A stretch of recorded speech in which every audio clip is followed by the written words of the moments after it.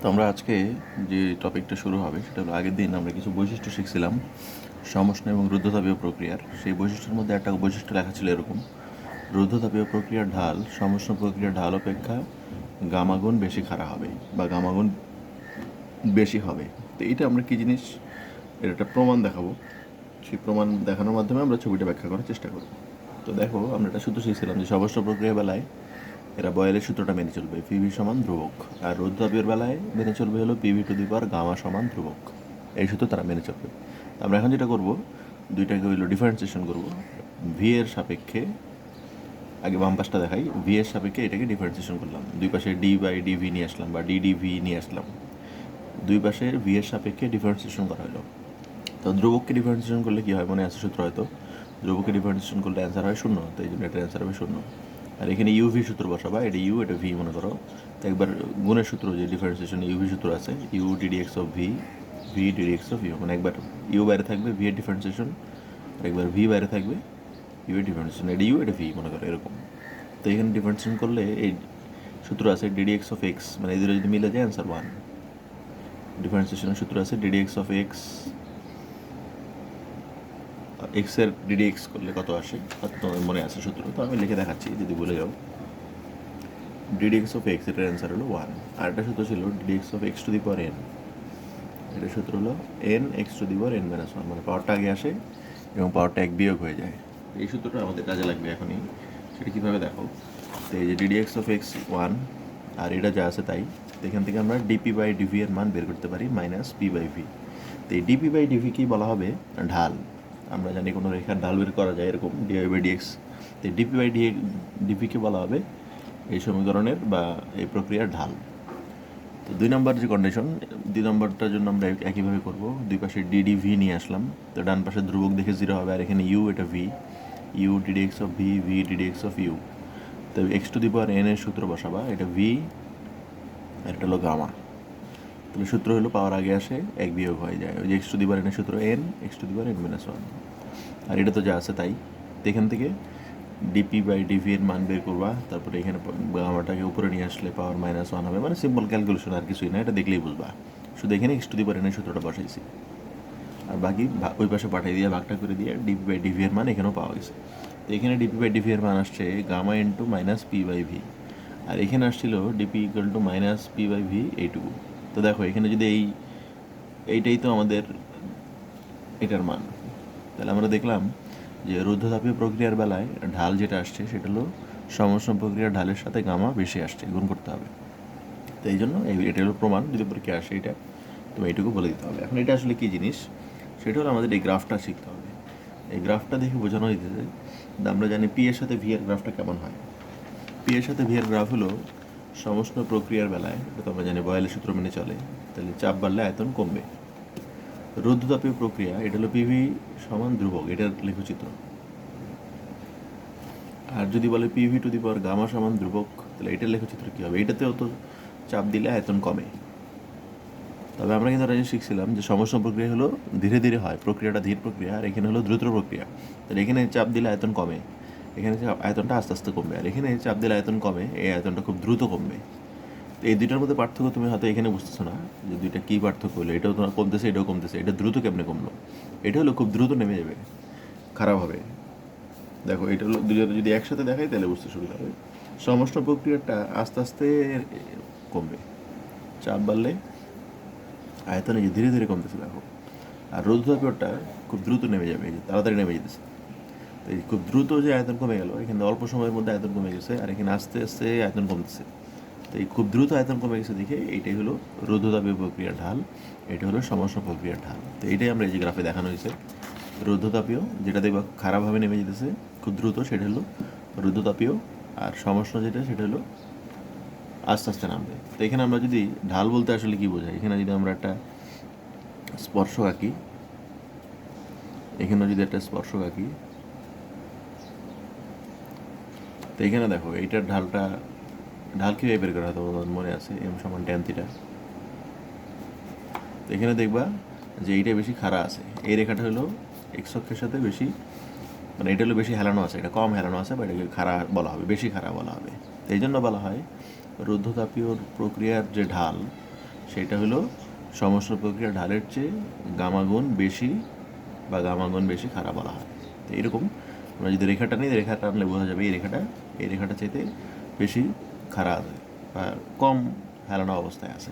এইটি প্রমাণ পরীক্ষা আসলে তোমাকে প্রমাণটা শুধু দিতে হবে আর অবজেক্টিভটা মনে রাখতে হবে, আর গ্রাফটা মনে রাখতে হবে। যেখানে দেখবা খুব দ্রুত নামে সেটা হলো রুদ্ধতাপীয়, আর যেটা দেখবা আস্তে আস্তে নামে সেটা হলো সমষ্ণ। মানে দ্রুত পরিবর্তন হলেই রুদ্ধতাপীয়, আর ধীরে ধীরে পরিবর্তন হলে এটি হবে সমষ্ণ। তো কিছুই না, এখানে শুধু ডিফারেন্সিয়েশনের মাধ্যমে ছোটোখাটো প্রমাণের মতো করে নিবা। একবার ডিফারেন্সিয়েশনের সূত্র লিখিয়ে দিলাম, তো এটা দেখে করে নিলেই হবে। তো এরপর আমাদের যে টপিক সেটা হলো অধ্যায়ের সবচেয়ে ইম্পর্টেন্ট টপিক, সেটা হলো তাপ ইঞ্জিন বা হিট ইঞ্জিন যেটাকে বলা হয়। তো এটা আমাদের আগে এখান থেকে শুরু করবো, তারপর উপরে কিছু জিনিস আছে সেগুলো আমরা পরে শিখবো। হিট ইঞ্জিন বা তাপ ইঞ্জিন কাকে বলে তা আগে এই সংজ্ঞাটা জানতে হবে। নাম থেকেই বলা যাবে, তাপ ইঞ্জিন মানে হলো সেখানে আমরা তাপশক্তি পাঠাবো, এবং তাপশক্তি পাঠানো হলে সে সেটাকে যান্ত্রিক শক্তিতে রূপান্তর করবে বা কাজে রূপান্তর করবে। যান্ত্রিক শক্তিতে রূপান্তর করে সে কোনো যন্ত্র চালনা করবে বা চাকা ঘোরাবে। গাড়ির বেলায় যদি আমরা বলি, গাড়িতে আমরা তাপশক্তি দিলে সে সেটাকে যান্ত্রিক শক্তিতে রূপান্তরিত করে ওই শক্তি দিয়ে চাকা ঘোরায়, বা মেশিন হলে কোনো মেশিন দিয়ে কোনো বস্তুকে টেনে তোলে, এরকম যে কোনো যান্ত্রিক শক্তিতে রূপান্তর করতে পারে। সেখানে আমরা তাপশক্তিকে পাঠাবো এবং সেই তাপশক্তিটাকে কাজে লাগিয়ে যান্ত্রিক শক্তিতে রূপান্তর করবে। তো সংজ্ঞা এটাই যে তাপশক্তি কী জিনিস, এই তাপ ইঞ্জিন কী জিনিস, যে যন্ত্র তাপশক্তিকে যান্ত্রিক শক্তিতে রূপান্তর করবে। এখন এটার জন্য আমরা একটা সিম্পল ব্লক ডায়াগ্রামের মাধ্যমে দেখার চেষ্টা করব, যে কিছু আমরা ব্লকের মাধ্যমে বোঝানোর চেষ্টা করতেছি যে আসলে কী ঘটে ঘটনাটা। তো ঘটনাটা এরকম, এই তাপ ইঞ্জিন মানে হলো এখানে একটা ইঞ্জিন থাকবে বা কোনো একটা যন্ত্র থাকবে বা কোনো একটা চেম্বার থাকবে। সেই চেম্বারে আমরা শক্তি পাঠাবো।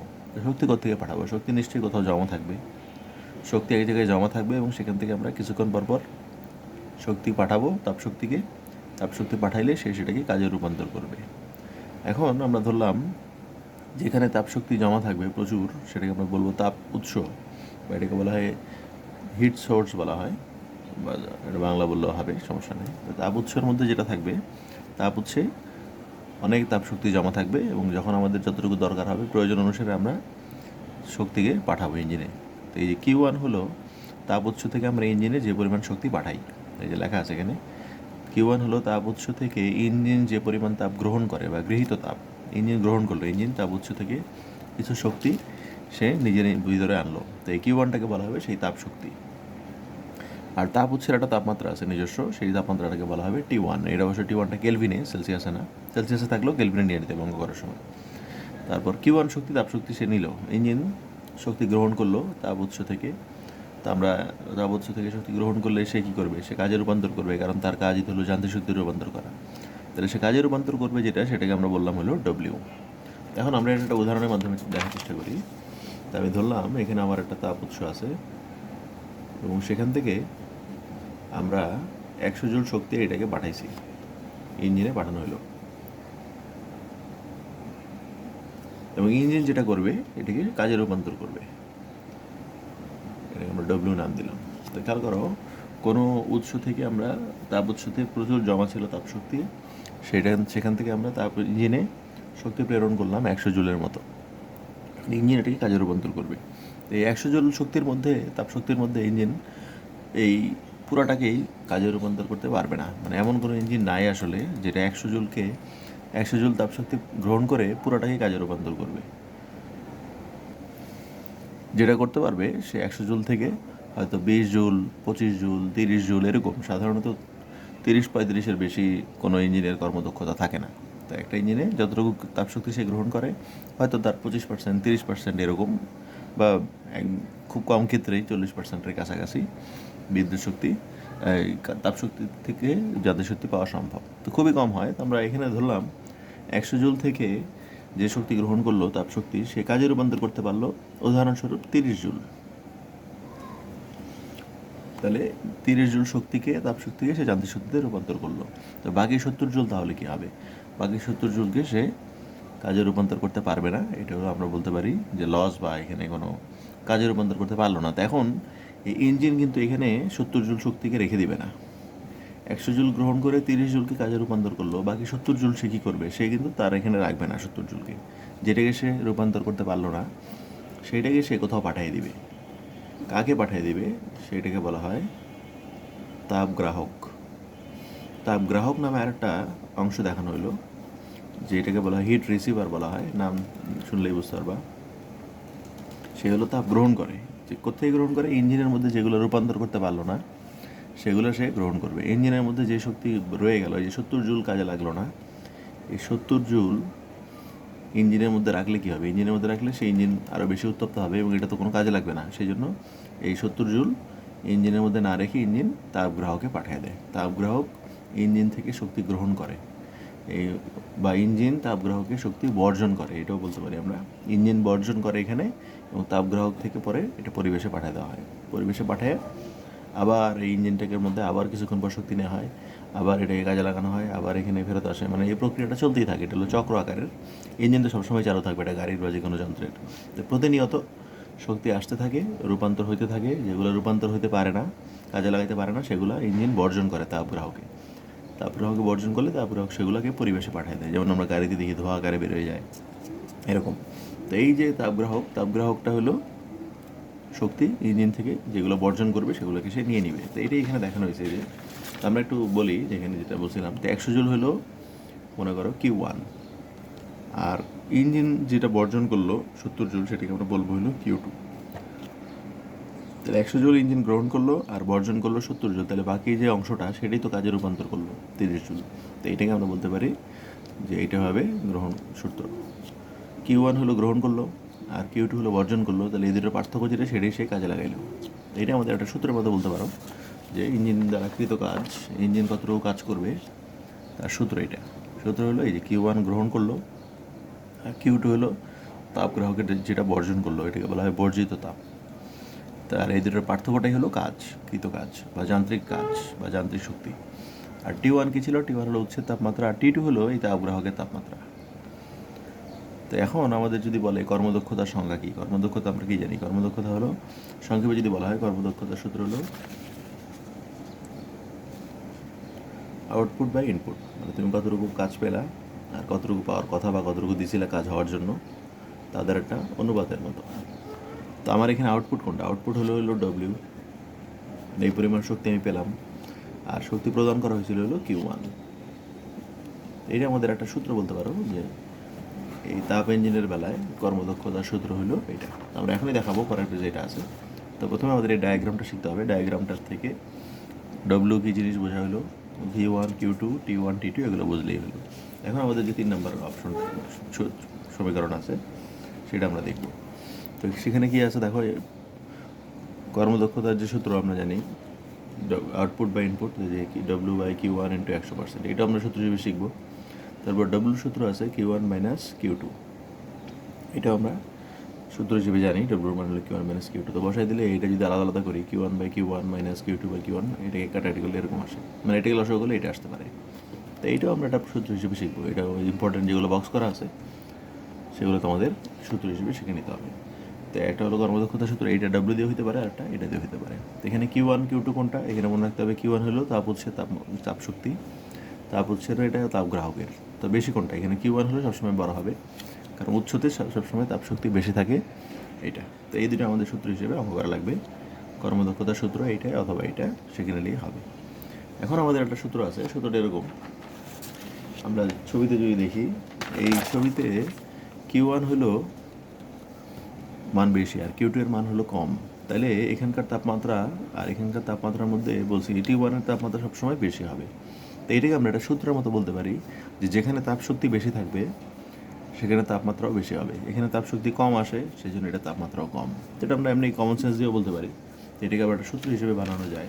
সূত্রটা এরকম, যে কোনো বস্তুর তাপশক্তি আর তাপমাত্রা হবে সমানুপাতিক। তো এখানে যদি আমরা সমানুপাতিক চিহ্ন উঠিয়ে দিই, এটা হবে ধ্রুবক। মানে যার তাপমাত্রা বেশি চাও সেখানে তাপশক্তি তুমি বেশি দিবা, তাহলেই তো হবে। তাপমাত্রা যদি কম চাও তাপশক্তি কমাই দিবা। এখানে আমরা ধ্রুবক লিখে দিলাম, ধ্রুবকের কোনো নাম নাই। তাহলে এখান থেকে আমরা একটা সূত্র বলতে পারি, যে Q/T সমান হবে ধ্রুবক। তার মানে যে কোনো তাপশক্তিকে যদি আমরা তাপমাত্রা দিয়ে ভাগ করি তাহলে সবসময় ধ্রুবক অ্যান্সার আসবে। তো এটা যদি আমরা তাপ উৎসের জন্য লিখি তাহলে হবে Q1/T1, তাপগ্রাহকের জন্য যদি লিখি তাহলে হবে Q2/T2। এখান থেকে আমরা চাইলে এরকম একটা প্রমাণের মতো বানিয়ে নিতে পারি, T1/T2 সমান Q1/Q2। এটা আমরা অঙ্ক হিসেবে কাজে লাগবে। তারপর কর্মদক্ষতার সূত্র আমাদের ছিল 1 - Q2/Q1। তো এইটা আমরা এখন যদি Q2/Q1 এর বদলে T2/T1 বসাই দিই তাও হইতে পারে। তো এইটা আরেকটা নতুন সূত্র, যে এইভাবে আমরা কর্মদক্ষতার সূত্র বের করতে পারি। এতক্ষণ যে সূত্র ছিল সেটা আমরা এখানে দেখাচ্ছি, যে 3 নম্বর পেজে যেটা আছে আমাদের কিউ সমানুপাতিক টি, এখান থেকে Q/T সমান ধ্রুবক, তাহলে Q1/T1 সমান Q2/T2। তো এখান থেকে Q2/Q1 এর মান আমরা বের করলে T2/T1 আসে, মানে ছোটোখাটো প্রমাণের মতো কিছুটা। তো এই মানটা আমরা যদি এখানে বসাই দিই, Q2/Q1 এর বদলে চাইলে T2/T1 বসানো যায়, মানে এটা এখানে বসাই দিলে আমরা কর্মদক্ষতার সূত্র এটাও পাইতে পারি। তো কর্মদক্ষতার সূত্র এটা মানে হলো, এই সূত্রটা আমরা তাপশক্তি দিয়ে বের করতে পারি, আর এটা হলো তাপমাত্রা দিয়ে বের করতে পারি। তাপমাত্রা দিয়েও সূত্র কর্মদক্ষতা বের করা যায়, তাপশক্তি দিয়েও কর্মদক্ষতার সূত্র বের করা যায়। তো অঙ্ক করার সময় আমাদের এই 3টা সূত্রই কাজে লাগবে। এখানে যে দাগ দেওয়া আছে এইগুলো হলো সূত্র। আর T1, T2 হলো কেলভিনে ব্যবহার করতে হবে সবসময়, সেলসিয়াসে ব্যবহার করা যাবে না, মনে রাখতে হবে। তাপ উৎস আর তাপ গ্রাহকের যে তাপমাত্রা সেগুলো অবশ্যই কেলভিনে নিয়ে নিতে হবে অঙ্ক করার সময়। তো এরপর এখানে তাপ ইঞ্জিন বা কার্নো ইঞ্জিনের কথা বলা হয়েছে, যে বিজ্ঞানী সাদি কার্নোর নাম অনুসারে সে একটা ইঞ্জিনের কথা বলছে, বা একটা ইঞ্জিন সে ডিজাইন করছে, সেই ইঞ্জিনটাকে বলা হয় কার্নো ইঞ্জিন। বিজ্ঞানী কার্নো যে ইঞ্জিনের প্রবর্তন করেন বা ডিজাইন করেন সেটাকে আমরা বলবো হলো কার্নো ইঞ্জিন, বিজ্ঞানের নাম অনুসারে। তো কার্নো ইঞ্জিন বলতে আমরা যে এতক্ষণ তাপ ইঞ্জিনটা শিখলাম সেটাই ওরকম। তো সেখানে সে কিছু জিনিস বলছে যে এখানে কী কী থাকবে, তাপ ইঞ্জিনের মধ্যে কী থাকবে। তাপ ইঞ্জিনের মধ্যে আমরা এখানে দেখাবো তাপ উৎস থাকবে একটা, সেটা তাপমাত্রা হবে T1, তাপ গ্রাহক থাকবে T2, আর T1 আর T2 মাঝখানে তাপ অন্তরক পদার্থ থাকবে। অন্তরক মানে হলো এখান থেকে যাতে তাপশক্তি এখানে আসতে না পারে। আমরা যে ডায়াগ্রাম দেখাইছিলাম সেখানে এরকম ছিল, উৎস থেকে ইঞ্জিনে আসবে, ইঞ্জিন থেকে এখানে আসবে, কিন্তু উৎস থেকে কখনো এখানে চলে আসবে না। তার মানে এখানে বুঝাইছে এই দুজনের মাঝখানে নিশ্চয়ই তাপ অন্তরক পদার্থ দেওয়া থাকবে, যাতে উৎস থেকে গ্রাহকের তাপশক্তি চলে না আসে। আর একটা ইঞ্জিন থাকবে, এই ইঞ্জিনটা হলো এই যেটা মনে করো তাপ ইঞ্জিন যেটা আমরা বলতেছি সেটাই হলো এইটা। তাপ ইঞ্জিনের মধ্যে কী থাকবে, সেখানে একটা সিলিন্ডার থাকবে, এই যেটা সিলিন্ডার টাইপের মনে করো। তো সিলিন্ডারের শুধু নিচের পৃষ্ঠটা খোলা থাকবে এবং সেখান দিয়ে তাপশক্তি আদান প্রদান করতে পারবে, আর বাকি চারপাশে যে অংশগুলো এগুলো হলো অন্তরক পদার্থ দ্বারা পূর্ণ থাকবে, মানে অন্য কোনো পাশ দিয়ে তাপশক্তি আদান প্রদান করতে পারবে না, শুধু নিচের অংশটা দিয়ে তাপশক্তি আদান প্রদান করতে পারবে। এরপর যেটা হবে, এই পিস্টন থাকবে, এখানে একটা পিস্টন দিয়ে আমরা যেটা করব, এই গ্যাসগুলোকে এখানে আসলে গ্যাস নেওয়া হবে, জ্বালানি হিসেবে আমরা যে গ্যাস ব্যবহার করি গাড়িতে বা বিভিন্ন, বা লেখা হয়েছে এখানে কার্যনির্বাহী বস্তু, মানে যেটাকে নিয়ে আমরা কাজ করব, বা আসলে গ্যাসই থাকবে এখানে, আদর্শ গ্যাস। তো এই গ্যাসগুলোকে আমরা এখানে নিয়ে যেটা করব, ওই চাপ প্রয়োগ করব। আমরা কিছুক্ষণ পরে শিখব যে পিস্টন দিয়ে এখানে আমরা চাপ প্রয়োগ করব, তারপর চাপ সরাই নিব, এরকম বিভিন্নভাবে চাপ কমানো বাড়ানোর মাধ্যমে আমরা এখানে তাপশক্তি উৎপন্ন করব। তাপশক্তি উৎপন্ন হইলে সেখান থেকে আমরা যান্ত্রিক শক্তি পাবো আর কি। তো এইটাই আমাদের কাজ। তো এখানে আমরা দেখব যে সিলিন্ডারের এই অংশগুলো কী কী কারণ ইঞ্জিনের এইটুকুই, আর কোনটার কী জিনিস সেগুলো আমরা আগেই শিখে ফেলছি। তাপ উৎস, তাপ গ্রাহক, আর পিস্টন থাকবে এখানে, আর এর ভিতরে গ্যাসকে নিয়ে আমরা চাপ কমাবো বাড়াবো, এর মাধ্যমে আয়তন পরিবর্তনের মাধ্যমে সেখান থেকে শক্তি উৎপন্ন করবো। তো এটা আমরা এখনই শিখবো যে এখানে কার্নো ইঞ্জিন কীভাবে কাজ করে, তার একটা গ্রাফের মাধ্যমে আমরা দেখার চেষ্টা করব। এর আগে আমাদের কিছু জিনিস বাকি আছে, সেটা হলো এই তাপগতিবিদ্যার দ্বিতীয় সূত্র নামে একটা জিনিস আছে। আমরা তো প্রথম ক্লাসে তাপগতিবিদ্যার প্রথম সূত্র শিখলাম, আজকে হলো তাপগতিবিদ্যার দ্বিতীয় সূত্র। দ্বিতীয় সূত্র আসলে এই তাপ ইঞ্জিনটাকে নিয়েই। আমরা এখানে যদি কিছু উদাহরণ দিই, আমরা এখানে যে কিছুক্ষণ আগে বলছিলাম যে এখানে 100 জুল শক্তি পাঠাই, ইঞ্জিন কাজে রূপান্তর করে মাত্র 30 জুল, তাহলে বাকি 70 জুল কী করলো, সে বাকি 70 জুল সে কাজে রূপান্তর করতে পারলো না। তো এই যে 70 জুল কাজে রূপান্তর করতে পারলো, বা কোনো ইঞ্জিনই আসলে পারবে না, কোনো ইঞ্জিনই যতটুকু তাপ গ্রহণ করবে তার পুরোটাই কাজে রূপান্তর করতে পারবে না। তাহলে পুরোটা কাজে রূপান্তর করলে তো বর্জিত তাপ কত হইতো, 0 হইতো। বর্জিত তাপ 0 হওয়া সম্ভব না। আবার কোনো ইঞ্জিন এই যে এইভাবে আমরা বললাম কাজ করতেছে, সে তাপশক্তি গ্রহণ করে, কিছু শক্তি রূপান্তর করে, কিছু শক্তি এখানে পাঠিয়ে দেয় তাপ গ্রাহকে, এভাবে সে বারবার কাজ করতে থাকে। কিন্তু আমরা জানি কোনো ইঞ্জিন অনবরত কাজ করতে পারবে না, 24 ঘন্টা একটা ইঞ্জিন চালু করতে পারবে না। মনে হতে পারে যে তাপ উৎস থেকে শক্তি নিল, দেওয়ার পরে সে শক্তিতে রূপান্তর করলো, বাকিটুকু তাপ গ্রাহকে পাঠিয়ে দিল, তাপ গ্রাহক আবার পরিবেশকে পাঠিয়ে দিল। আসলে এরকম করতে গেলেও ইঞ্জিনটা আস্তে আস্তে উত্তপ্ত হয়, কিছু শক্তি ইঞ্জিনের মধ্যে রেখেই দেয় সে। ইঞ্জিন তো কোনো একটা পদার্থ দিয়ে তৈরি, সেই পদার্থগুলো তাপ শক্তি গ্রহণ করে বা ধারণ করে রাখে। তো সেগুলো কাজ করতে থাকলে ইঞ্জিন, যে কোনো ইঞ্জিন কাজ যত বেশি কাজ করবে তত বেশি উত্তপ্ত হবে, কারণ এটা নিশ্চয়ই কোনো একটা পদার্থ দিয়ে তৈরির সাথে তাপ ধারণ করে। সে তাপ ধারণ ক্ষমতার কারণে ইঞ্জিন বেশিক্ষণ কাজ করলে আস্তে আস্তে উত্তপ্ত হয়। এই জন্য বলা হয়েছে যে কোনো একটা ইঞ্জিন সবসময় সম্পূর্ণভাবে সারাক্ষণ কাজ করবে এরকম কোনো ইঞ্জিন বানানো সম্ভব না। আর উচ্চ তাপমাত্রা কোনটা? তাপ উচ্ছের তাপমাত্রা হলো এটা, আর তাপ গ্রাহকের তাপমাত্রা এটা, এবং এটার মধ্যে তাপ উচ্ছের তাপমাত্রা বেশি, তাপ গ্রাহকের তাপমাত্রা কম। তো আমরা কোনো একটা বস্তুর বেলায় জানি যে তাপ শক্তি উচ্চ তাপমাত্রার জায়গা থেকে নিম্ন তাপমাত্রার জায়গায় সবসময় যায়। যেখানে তাপমাত্রা কম সেই দিকে তাপশক্তি প্রবাহিত হয়। কখনো নিম্ন তাপমাত্রা থেকে উচ্চ তাপমাত্রায় অটোমেটিক যাবে না, বা নিজে থেকেই হবে না, স্বয়ংক্রিয় পদ্ধতিতে হবে না। সেটা আমরা অন্যভাবে করতে পারি। যেমন আমরা একটা উদাহরণ দিলে বুঝতে পারবা। আমরা যদি বলি এখানে একটা রুম আছে, এখানে একটা জানালা আছে, তো এইটা হলো রুমের তাপমাত্রা ধরলাম 30, আর বাইরের যে তাপমাত্রা সেটা ধরলাম 50। তখন জানালা খুলে দিলে কী হবে? জানালা খুলে দিলে তাপশক্তি বাইরে থেকে ভিতরে আসবে, এটাই তো হওয়ার কথা। নর্মাল নিয়ম এটাই, উচ্চ তাপমাত্রার জায়গা থেকে নিম্ন তাপমাত্রার জায়গায় যায়। এখন আমরা যদি উল্টাটা চাই, যে না, ঘরের ভিতর থেকে আমরা উল্টা এই জানলা দিয়ে 50 ডিগ্রির জায়গায় তাপশক্তি পাঠাতে চাই, এটা কিন্তু অটোমেটিক কখনো হবে না।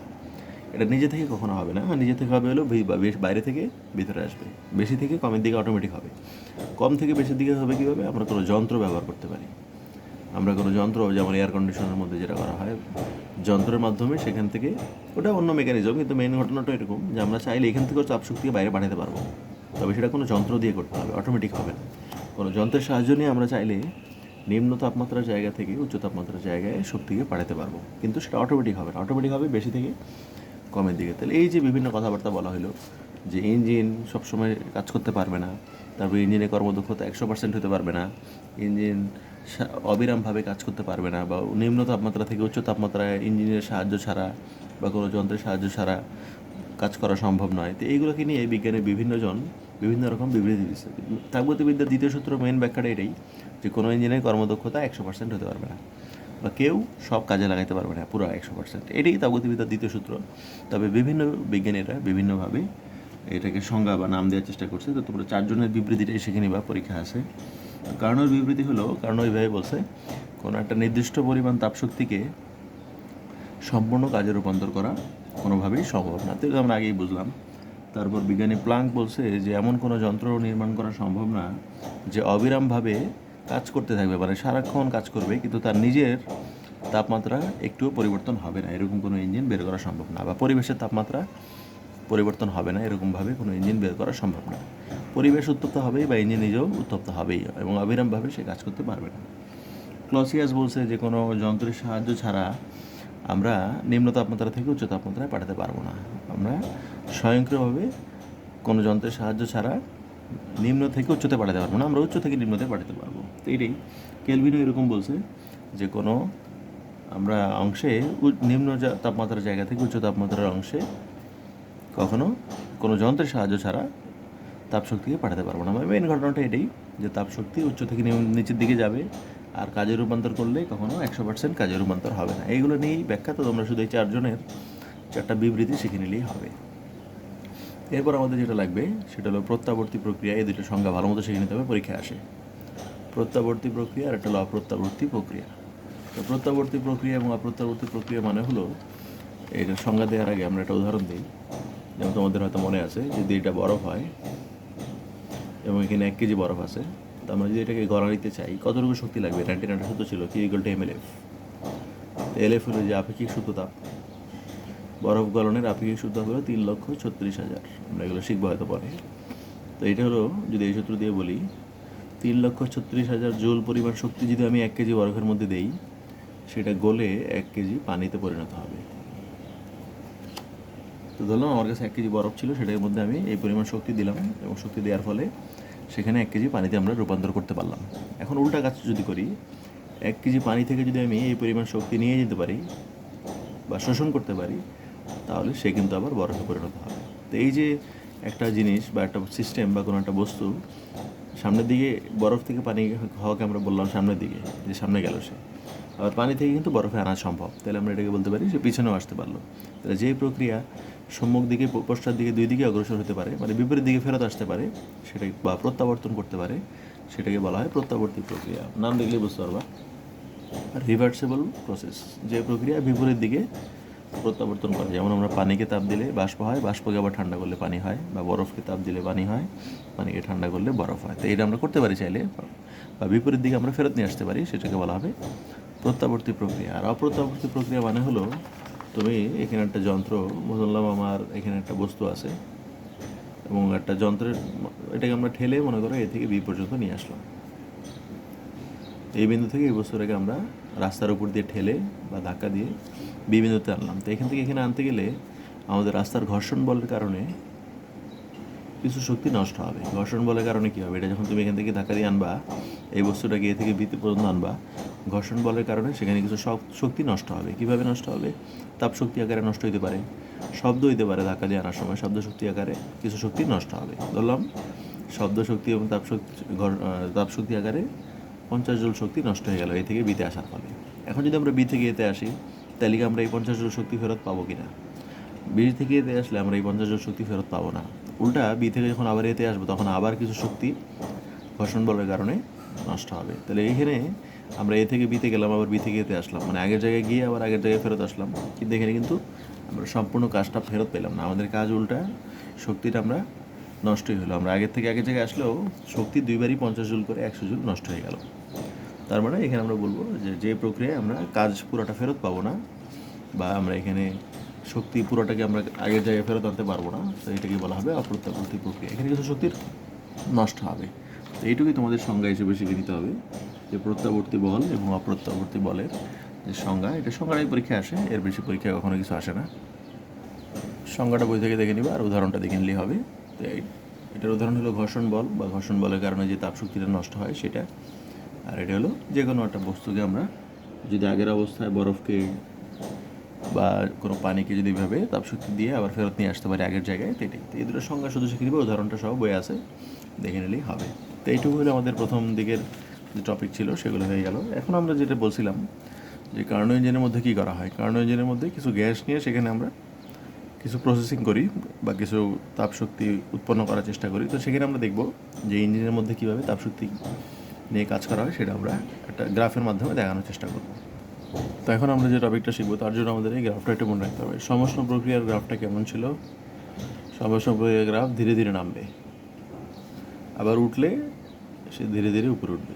ঘটনাটা এরকম, সমষ্ণ প্রক্রিয়ায় আয়তন কমলে আস্তে আস্তে কমবে, বাড়লে আয়তন আস্তে আস্তে বাড়বে। আর ঊর্ধ্বতাপীয় বেলা যেটা হবে, খুব দ্রুত নামবে, সে নামলেও খুব দ্রুত নামবে, উপরে উঠলেও খুব দ্রুত উপরে উঠবে। এটা আমরা শিখছিলাম যে এটা আস্তে আস্তে এরকম, এটা খারাপ অবস্থা, এটা খুব দ্রুত হবে। রুদ্ধতাপীয় প্রক্রিয়ার বেলায় পরিবর্তনটা হবে দ্রুত। সে যদি আয়তন কমে দ্রুত কমবে, আয়তন বাড়লে দ্রুত বাড়বে। আর সমষ্ণতা আয়তন কমলেও আস্তে আস্তে কমবে, বাড়লেও আস্তে আস্তে বাড়বে। তো এইটা আমাদের একটু মনে রাখতে হবে। তো এখানে আমরা যেটা করবো, এই গ্রাফটাই দেখানোর চেষ্টা করব।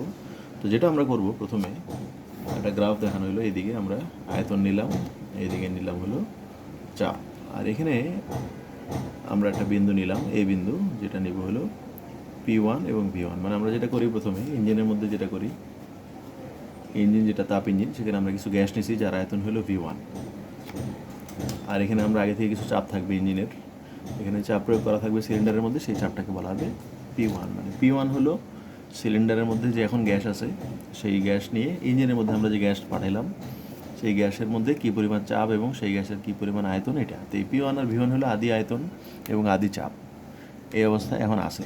এখন আমরা যেটা করব, সিলিন্ডারের মধ্যে যে গ্যাসগুলো আছে সেটাকে আমরা প্রসারণের সুযোগ দিব, এবং সেটা আমরা সমষ্ণ প্রক্রিয়া করব। সমষ্ণ প্রক্রিয়া মানে হলো ধীরে ধীরে আমরা এটাকে প্রসারিত করব। ধীরে ধীরে মানে হলো আয়তন বাড়বে, তবে সেটা খুব দ্রুত না, আস্তে আস্তে। তো দেখো, আমরা যদি দেখাই, তাহলে আয়তন বৃদ্ধি করতে চাইলে আমাদের কী করতে হবে? চাপ কমা দিতে হবে। তো আমরা এরকম একটা ছবি হবে। দেখো এইদিকে আমরা কি জানি, এইদিকে হলো দেখো ভি আছে, তো এইদিকে হলো ভি, এটা হলো V1।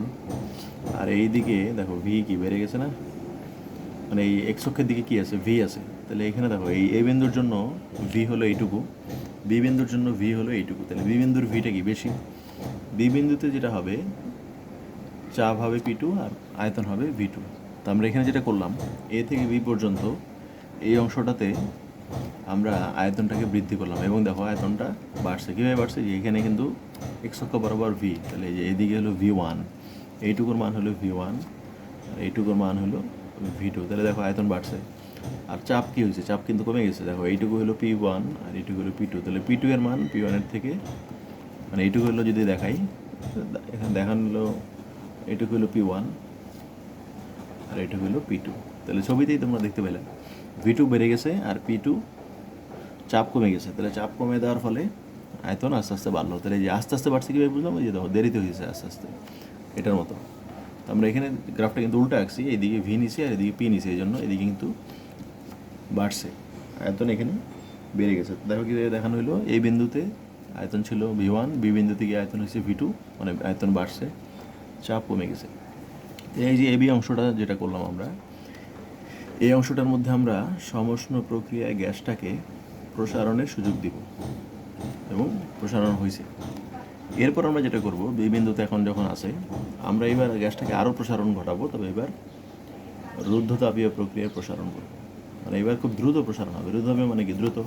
তাহলে এইবার যেটা হবে, খুব দ্রুত প্রসারণ হবে। দ্রুত মানে হলে এবার তাড়াতাড়ি নেমে যাবে, যে এবার কিন্তু দেরি করতেছে না, আয়তন খুব দ্রুত নেমে গেল। দেখো এইটা হলো, ধরলাম বি থেকে সি পর্যন্ত এই অংশটার আমরা খুব দ্রুত প্রসারণ করলাম। দ্রুত প্রসারণ করা মানে হলো এখানে গ্রাফটা আস্তে আস্তে বাড়ছে ভিটা, আর এখানে খুব দ্রুত ভি বাড়বে। দেখো এখানে বুঝতে পারবা, এইটুকু হলো V2, V3 কিন্তু আরও বড়, V3 হলো আমাদের এই পুরোটা। তাহলে আমরা দেখলাম আয়তন কি, বি বিন্দুতে আয়তন যা ছিল সি বিন্দুতে আয়তন তার থেকে আরও বেশি, এবং এটা কি খুব দ্রুত বেড়ে গেছে। দ্রুত মানে হলো যে তাড়াতাড়ি নামবে। দেখো এখানে দেরিতে বাড়ছে আয়তনটা, আর এখানে তাড়াতাড়ি বেড়ে গেছে, এই জন্য এটা হলো রুদ্ধতাপীয় প্রসারণ। তো এইটুকুই আমাদের প্রথম দুই কন্ডিশন। এরপর যেটা করা হবে, আমরা সি বিন্দুতে যে আছে গ্যাসটা, এটাকে আমরা এখন সংকুচিত করব, মানে দুইবার প্রসারণ করছি, এখন আমরা সংকোচন করব। এবার হলো সমষ্ণ প্রক্রিয়ায় সংকোচন করব। সংকোচন করলে কী হবে, এবার আয়তন কমবে। তো আয়তন কীভাবে কমবে, সমষ্ণ প্রক্রিয়া, মানে ধীরে ধীরে, দ্রুত না। এটা যেমন আস্তে আস্তে হয়েছে, ঠিক এইটা এরকম। তো এইটা যেটা হবে, সি বিন্দু থেকে এবার মনে করো আয়তন কমতে শুরু করলো। সি বিন্দু থেকে আয়তন কমতে কমতে ডি বিন্দুতে আসলো। ডি বিন্দুতে আয়তন হলো P4 আর V4, চাপ আর আয়তন। তাহলে যে সি বিন্দুতে ছিল আগে এরকম P3 V3, এখন এখান থেকে দেখো সি থেকে সে এখন ডিতে আসছে। তো এখন ডিতে আসলে দেখো এইটুকু হলো ভি, তার আয়তন কিন্তু কমে গেছে। দেখো এবার V3 হলো এটা আর V4 হলো এইটুকু, তার মানে এখন তার আয়তন কমে গেছে। ডানে গেলে আয়তন বাড়ে আর বামে আসলে আয়তন কমে, যেহেতু এক্স অক্ষের দিকে ভি আছে। যে এখানে V1 ছিল, এখানে V2 ছিল, এখানে V3 ছিল, এটা তাহলে V4। তাহলে দেখো V3 হচ্ছে কি, V4 কম, মানে এখন আয়তন কমে গেছে। তাহলে এটাকে আমরা বলবো, এই যে 3 নম্বর যে অংশটা, সিডি অংশটা, এটাকে আমরা বলবো এখানে সমষ্ণ প্রক্রিয়ায় সংকোচন করা হয়েছে। তাহলে এরপর যেটা করা হবে, ডি থেকে যেটা করা হবে, এটাকে আরও সংকুচিত করা হবে। এবার খুব দ্রুত দ্রুত এটাকে সংকুচিত করা হবে। ডি বিন্দু থেকে এটাকে দ্রুত সংকুচিত করে আয়তনটাকে কমায়া V1 বানিয়ে ফেলা হবে। আগের যে আয়তন ছিল একদম শুরুতে, সেটা বানিয়ে ফেলা হবে। দেখো এখানে V4 হলো এইটুকু আর V1 হলো এইটুকু। V1 কিন্তু ছোটো V4 এর চাইতে, তার মানে V4 থেকে আমরা V1 বানাইলাম যখন, এটাকে আবার সংকুচিত করলাম। তবে এইবার দেরি হয়নি এটার মতো, এবার খুব দ্রুত করে ফেলছে, এটাকে বলা হবে রুদ্ধতাপীয়। তোমাদের মনে রাখতে হবে, গ্রাফটা এখানে হয়তো হিজিবিজি মনে হতে পারে, আমরা এখন গ্রাফটা এখান থেকে দেখি, যেটা আমাদের বুঝতে সুবিধা হবে। যে প্রথমে আমাদের এই বিন্দুতে ছিল P1 V1, সেখানে আমরা সমষ্ণ প্রক্রিয়ায় প্রসারণ ঘটাইছি। প্রসারণ ঘটায় এ থেকে বি পর্যন্ত এটাকে প্রসারিত করছি। এইটুকু V1, এইটুকু V2, তাহলে আয়তন বাড়ছে। আয়তন বাড়তে গিয়ে এবি অংশে কিছু কাজ হবে, আর এই অংশটা হলো সমষ্ণ প্রসারণ হয়েছে দেখে সেটা। তো এই যে এই বিন্দু আর বি বিন্দু অংশের মধ্যে, এটা তো সমষ্ণ প্রক্রিয়া। সমষ্ণ প্রক্রিয়া আমরা তো জানি তাপমাত্রা পাল্টায় না, তাহলে তাপমাত্রা একই রকম ছিল। সেই তাপমাত্রাটাকে আমরা ধরে নিলাম T1, আর T1 হলো এই এবি অংশের তাপমাত্রা। তো এখানে আমরা যেটা করব, এখানে যেটা লেখা হয়েছে দেখো, W1 কী জিনিস। W1 মানে হলো যখন এই যে এ থেকে বি পর্যন্ত আমরা জানি আয়তন বাড়ছে, আয়তন বাড়লে বা কমলে তো আমরা জানি কাজ হয়। তা আয়তন বাড়লে কাজ কি, প্লাস হয়। তো এখানে আমরা আয়তন বাড়লে কাজটাকে ধরে নিয়েছি W1। W1 হলো এবি অংশে যে কাজ, বা এটাকে বাংলায় বলতে পারি সমষ্ণ প্রসারণের ফলে যে কাজ হবে সেটা। তো এই কাজটা আমরা কীভাবে বের করবো, এই কাজটা বের করার নিয়ম হলো, এ বিন্দু আর বি বিন্দু থেকে দুটো লম্ব টেনে নাও, একটা AE আর একটা BG, এখান থেকে আর এখান থেকে। তো লম্ব টানলে এই যে অংশটা পাওয়া গেল, এই অংশের যে ক্ষেত্রফল হবে, এই অংশের ক্ষেত্রফলটাই হবে এই কাজ। যে অংশের কাজ তুমি বের করবা সেই অংশে, এটা যে অংশের কাজ তুমি বের করবা, যেমন এখানে এবি অংশের কাজ বের করতে চাই, তাহলে এ থেকে আর বি থেকে লম্ব আঁকবা, লম্ব টানলে যে অংশটা পাবা সেইটার ক্ষেত্রফলটাই হবে ওই অংশের কাজ। তাই এখানে দেখো W1 লেখা হয়েছে, তো এটার ক্ষেত্রফল হলো এ বি জি অংশের ক্ষেত্রফল। ক্ষেত্রফল আমরা বের করবো না, আমরা এভাবে লিখে রাখবো। এবার দেখো বি থেকে সিতে কী করা হয়েছিল, এবার এটাকে প্রসারণ করা হয়েছে, এবার খুব দ্রুত করা হয়েছে, যা দ্রুত নেমে যেতেছে রুদ্ধতাপীয় প্রসারণ প্রক্রিয়া। এটাকে দ্রুত প্রসারিত করলে আয়তন হবে এখন P3V3। তাহলে P3V3 করলে নিশ্চয়ই এখানেও কিছু কাজ হবে বিসি অংশের জন্য। এটা তো প্রসারণের জন্য কাজ হবে। আমরা জানি কাজের মান, আয়তন বাড়লে কী হয়, কাজের মান প্লাস হয়, আর আয়তন কমলে মাইনাস হয়। তো যেহেতু এখানে আয়তন বাড়ছে, আয়তনের কাজটা হবে পজিটিভ। এবং কাজটা কত হবে, এই যে এখান থেকে একটা লম্ব আঁকবা, এখান থেকে একটা লম্ব আঁকবা, তাহলে BCHG অংশের যে ক্ষেত্রফল হবে সেটাই হলো W2। তো দেখো W2 কী লেখা হয়েছে, W2 মানে হলো বিসি অংশের বেলায় যে কাজ হবে সেটা, বা এটাকে আমরা বলতে পারি রুদ্ধতাপীয় প্রসারণের ফলে যে কাজ হবে সেটা, বা এটাকে BCHG অংশের ক্ষেত্রফলও বলতে পারি। এরপর কি বলছিলাম যে এই দুইটা আমরা প্রসারণ করলাম, তাহলে মনে রাখতে হবে প্রথম দুইটাতে প্রসারণ সমষ্ণ, তারপর রুদ্ধতাপীয়। এবার উল্টা কাজ, প্রথমে সংকোচন। তো সি থেকে ডিতে আমরা দেখো সিডি অংশে আমরা এটাকে আয়তন কমাই ফেলবো। তো এই যে আয়তন কমে গেছে, আয়তন কমাই ফেলছি, ডানে গেলে আয়তন বাড়ে, যত এদিকে আসবে আয়তন বাড়তেছে, আর যত এদিকে আসছে আয়তন কমতেছে। তো আয়তন কমায় আমরা P3V3 থেকে আয়তন কমানোর মাধ্যমে এটাকে এখানে নিয়ে আসলাম, এবং সেটা ধীরে ধীরে কমানো হলো। এই জন্য দেখো আস্তে আস্তে কমছে এখানে। তো এই সিডি অংশেরও তো একটা নিশ্চয়ই কাজ থাকবে। তো সিডি অংশের কাজটাকে বলা হবে W3। W3 মানে হলো সমষ্ণ সংকোচনে কৃত কাজ। তো সমষ্ণ সংকোচনে কৃত কাজ মানে হলো DCHF, এই অংশটা যে CDCHF, এই অংশের যে ক্ষেত্রফল হবে সেটাই হলো এটার কাজ।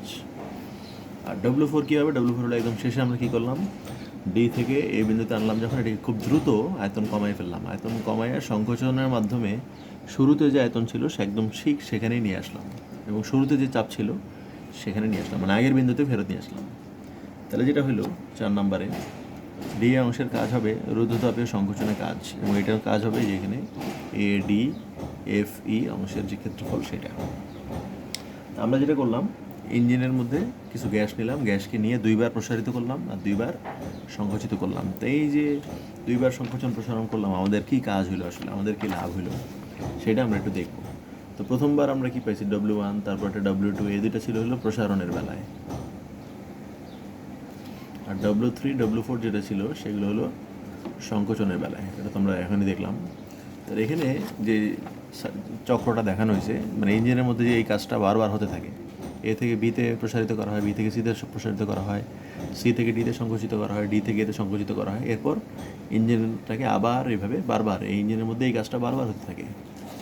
আমরা কিছুক্ষণ পর পর গ্যাস পাঠাই এবং গ্যাসকে পাঠাই এই কাজটা বারবার করতে থাকি। তো এই জন্য এইটাকে বলা হয় কার্নোট চক্র। চক্র মানে হলো আমরা নির্দিষ্ট সময় পর পর এই একই রকম কাজ বারবার করতে থাকবো এবং সেখান থেকে আমরা কিছু শক্তি পাবো। তো দেখো এই যে আমরা 4টা কাজ পাইলাম, এই 4টা কাজের মধ্যে 2টা তো আমরা জানি আয়তন বাড়ছে, আর 2টাতে আয়তন কমছে। তো আমরা জানি হলো কাজের সূত্র কি, যদি আয়তন বাড়ে, আমরা প্রথম ক্লাসে শিখছিলাম আয়তন বাড়লে DW হবে পজিটিভ, কাজের মানটা পজিটিভ হয়, আর আয়তন যদি কমে যায় কাজের মানটা নেগেটিভ হয়। তাহলে এই 2টা কাজের মান নেগেটিভ হবে আর এই 2টা কাজের মান হবে পজিটিভ। তাহলে মোট কাজ কী হবে,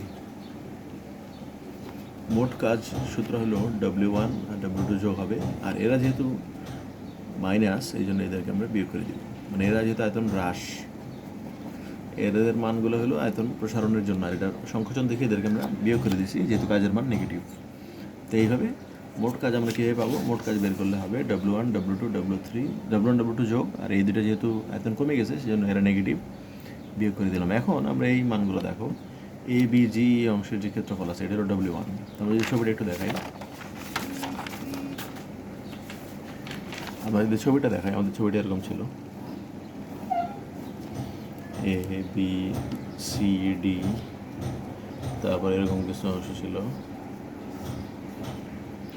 EFGH। এখন আমাদের দেখো W1 কী ছিল, W1 ছিল হলো এই পুরোটা,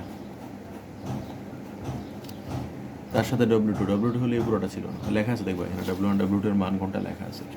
W1 ছিল এই অংশটা, W2 ছিল এই অংশটা, এবং এখান থেকে W3 বাদ দিতে বলছে। W3 কোনটা, W3 মানে এই অংশটা, এই অংশটা আমাদেরকে বাদ দিতে বলছে, এই অংশটা বাদ দিয়ে দিলাম। W4 কোনটা ছিল, W4 ছিল এটা, তোমরা দেখবে লেখা আছে ADFE। তো এইটাও যদি বাদ দিয়ে দিতে বলে তাহলে বাকি রইল কোনটা, বাকি রইল শুধু আমাদের এই অংশটা, W1, W2, W3, W4 মানে এই দুটো যোগ করে এদের থেকে বাদ দিলে যেটা থাকে এই অংশটা আমাদের বাকি থাকে।